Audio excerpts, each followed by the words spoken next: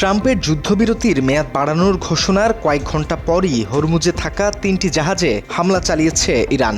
ব্রিটেনের সামরিক বাহিনীর জাহাজ চলাচল পর্যবেক্ষণকারী সংস্থা ইউকেএমটিও এমন দাবি করেছে।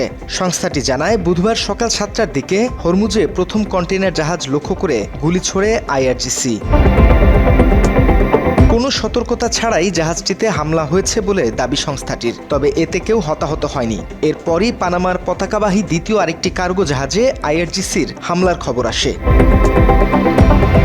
রয়টার্স জানায়, ওমানের উত্তর পূর্বে রকেট প্রলেপড গ্রেনেড হামলায় লাইবেরিয়ার পতাকাবাহী একটি জাহাজ ক্ষতিগ্রস্ত হয়েছে, তবে হামলার শিকার জাহাজের ক্রুরা নিরাপদে রয়েছেন।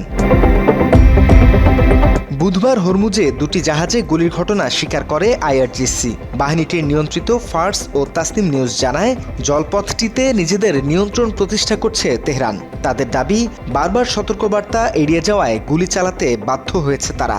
এছাড়া প্রণালী থেকে দুটি জাহাজ জব্দের কথাও জানায় আইআরজিসি।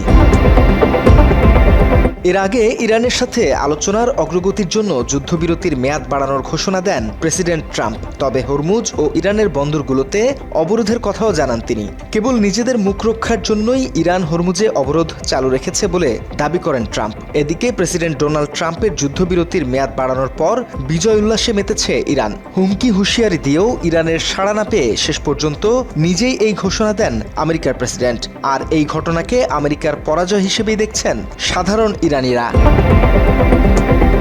যুদ্ধবিরতির সময় ফিরে আসার শেষ মুহূর্ত পর্যন্ত অপেক্ষায় ছিলেন প্রেসিডেন্ট ডোনাল্ড ট্রাম্প, কিন্তু এতে কোনো সাড়া শব্দই করেনি ইরান। শেষ পর্যন্ত অনেকটা স্বপ্রণোদিত হয়েই অনির্দিষ্টকাল যুদ্ধবিরতির মেয়াদ বাড়ানোর ঘোষণা দেন তিনি।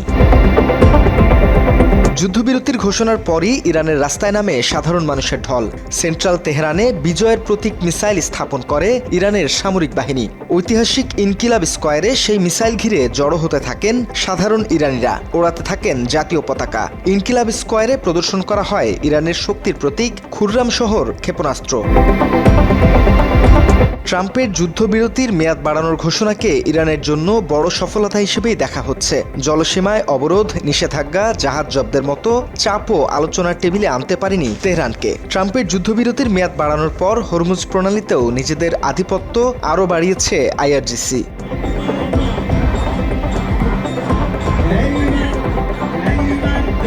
দেশ রক্ষায় সশস্ত্র বাহিনী পুরোপুরি প্রস্তুত রয়েছে বলে জানিয়েছে আইআরজিসি। শত্রুদের সাথে যে কোনো সহায়তার ব্যাপারে আঞ্চলিক দেশগুলোকেও সতর্ক করে বাহিনীটি। এসব দেশের মাটি ইরানের বিরুদ্ধে হামলায় ব্যবহার হলে সারা জীবনের জন্য তেল বাণিজ্যকে বিদায় জানাতে হবে বলেও হুঁশিয়ারি দেয় তারা।